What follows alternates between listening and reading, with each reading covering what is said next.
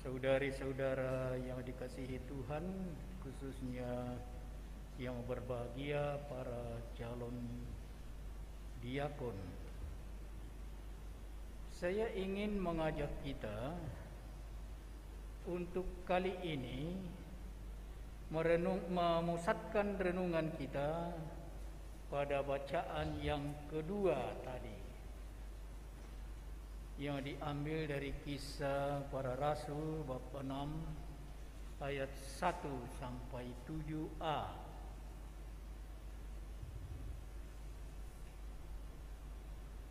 Tentang diakon yang pertama. Menurut saya, dari kisah ini cukup banyak pesan yang sangat penting dan mengena untuk zaman kita sekarang ini, dan tentu saja menjadi pesan yang sangat relevan bagi keenam calon diakon kita. Dari Kisah bab 6 tadi kita melihat bahwa sudah pada awal kehadiran gereja sudah ditimpa oleh pelbagai masalah, antara lain masalah yang saya mau sebut masalah dapur. Bukan masalah meja, karena meja bisa juga berarti meja ekaristik kan, tetapi meja di sini kita lihat yang di itu masalah dapur. Yaitulah kelompok umat Kristen dari kalangan Yahudi yang berbahasa Yunani, artinya yang tinggal di wilayah di luar Palestina, itu merasa mengalami diskriminasi. Sudah pada awal kehadiran gereja ada perasaan itu di kalangan umat sendiri. Mengapa? Karena janda-janda mereka kurang mendapat perhatian.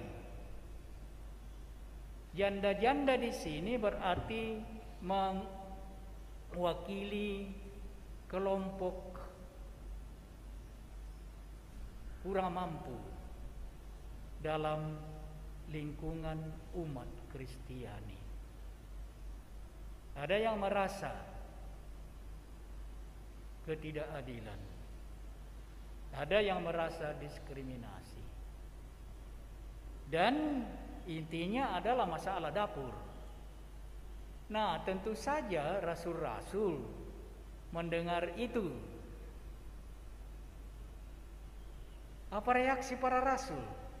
Dan ini penting sekali menurut saya untuk pesan bagi kita. Reaksi para rasul tidak mengambil, itu bukan urusan kami. Masalah perut, masalah dapur. Tidak. Mereka peka, para rasul itu peka terhadap masalah yang sedang melanda umat. Dan mereka tanggap, tidak mengambil sikap itu bukan urusan kami. Dan penting juga kita perhatikan, rasul-rasul itu memanggil. Jadi bukan hanya Petrus sebagai ketua kelompok, tapi rasul-rasul itu memanggil umat. Artinya apa? Saya itu berpendapat bahwa ketika para rasul itu melihat ada masalah di kalangan umat, Mereka langsung berkumpul, para rasul itu, berbicara, apa yang harus kita buat? Ini penting sekali sebagai pesan untuk para calon diakon yang kelak akan menjadi imam. Karena ini sikap penting sekali untuk menjadi sikap kita di dalam nanti kelak menjalankan tugas panggilan kita. Kebersamaan. Dan lalu setelah berbicara mengenai masalah itu dan membicarakan bersama-sama apa jalan keluarnya, mereka bersepakat memanggil umat sendiri dan menyampaikan tindak lanjut, solusi. Pilihlah di antara kamu 7 orang yang pantas untuk melaksanakan tugas ini. Nah, di sini lagi-lagi kita melihat bahwa sudah pada awal mula ada pembagian tugas, ada job description di antara para rasul. Dan kita perhatikan baik-baik, membedakan antara pelayanan sabda, pelayanan firman, dan pelayanan dapur, pelayanan meja. Pelayanan meja tidak diabaikan. Dan itu sungguh menjadi penting pula untuk kita. Seringkali terlalu ditekankan tugas para diakon dewasa ini adalah pelayanan dalam bidang jasmani, bidang material. Tetapi kalau kita lihat baik-baik, lalu kita perlu memperhatikan sungguh-sungguh bahwa antara pelayanan firman, pelayanan sabda, dan pelayanan meja, dalam arti ini pelayanan di bidang jasmani, itu tidak dipisahkan.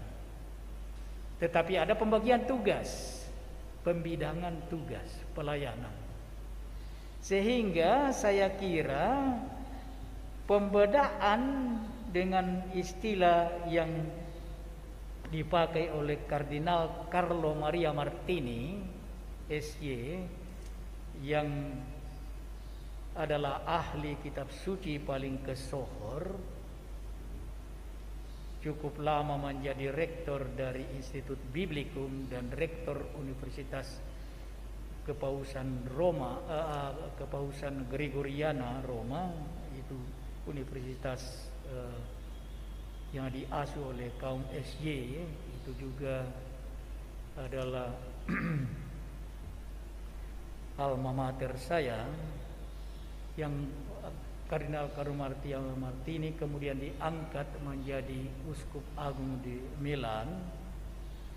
Dia memberi pembedaan antara dua bidang itu dengan mengatakan kita perlu membedakan antara apa yang dia sebut diakonia fidei dan diakonia propter fidem. Diakonia fidei itulah jadi pelayanan iman yang objeknya langsung berkaitan dengan iman. Itulah tadi yang disebut pelayanan firman Allah. Sedangkan diakonia propter fidem, pelayanan bermotifkan iman, adalah pelayanan bidang-bidang yang tidak langsung menyangkut objek iman, tetapi bidang-bidang lain. Nah, seperti itu. kebutuhan material, pendidikan umum, pelayanan kesehatan, dan lain sebagainya.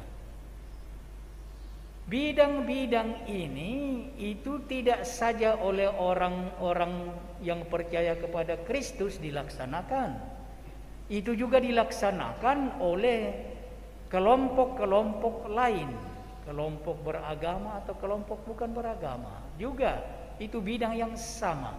Tetapi di mana beda kalau itu dilaksanakan oleh orang Kristiani, orang Katolik dengan orang-orang lain?